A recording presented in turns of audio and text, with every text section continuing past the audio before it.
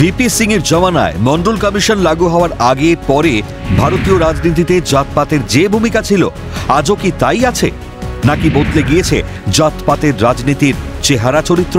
রাহুল গান্ধী, তেজস্বী যাদবদের voter অধিকার যাত্রা থেকে যেন উঠে আসছে প্রশ্নটা।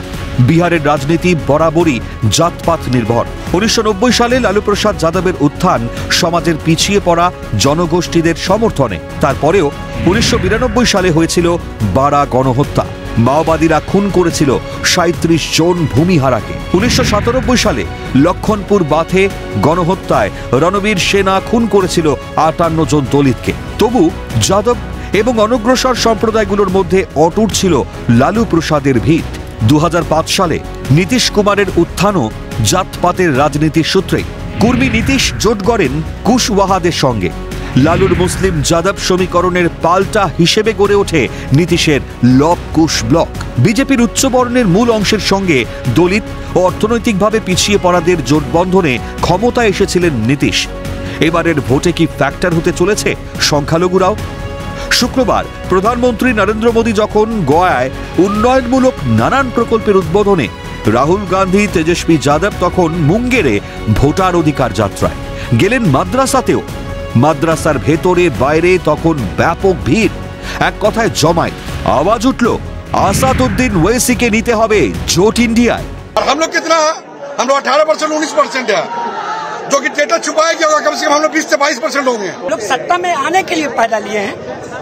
हम लोग प्रधानमंत्री बना भी सकते हैं, प्रधानमंत्री को हटा भी सकते हैं। इतनी ताकत है हम लोगों के बोर्ड में। अगर तेजस्वी जी और राहुल गांधी के बजाता तो आप लोग असदुद्दीन ओवैसी को गठबंधन में लिया जाए।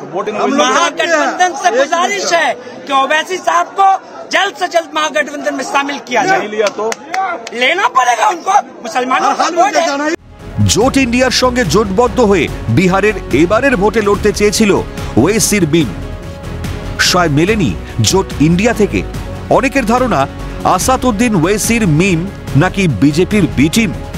বামেরা মনে করে বামপন্থীদের গুরুত্বপূর্ণ সাফল্যকে পেছন দিকে ঠেলে দিতে উত্থান ঘটানো হয়েছিল মিমের। 2020 সালের নির্বাচনে মিমের কারণে বামেদের হারতে হয়েছিল বেশ কিছু আসনে। মিম 20 আসনে লড়ে 5 আসনে জিতেছিল। মিমের 4 বিধায়ক পরে আর জেডিতে যোগ দিলেও বিহারে দলের সংগঠন আগের থেকে আরো মজবুত হয়েছে বলেই দাবি ওয়েসির। শুক্রবার রাহুল তেজস্বীর ভোটার অধিকার যাত্রায় কি সেই ছবিটাই উঠে এলো? সংখ্যালঘু ভোটকে এককাট্টা করতে রাহুল কি জোট সঙ্গী করবে মিমকে? মিমকে সঙ্গী করতে কি রাজি হবে বাম দলগুলো, নাকি এবারের বিহারের ভোটে মিম হয়ে উঠবে নির্ণায়ক শক্তি?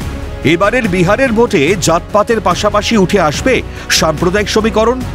রাহুলের ভোটার অধিকার যাত্রায় শুক্রবারের ছবিটা তুলে দিল প্রশ্নগুলো। ক্যালকাটা নিউজ।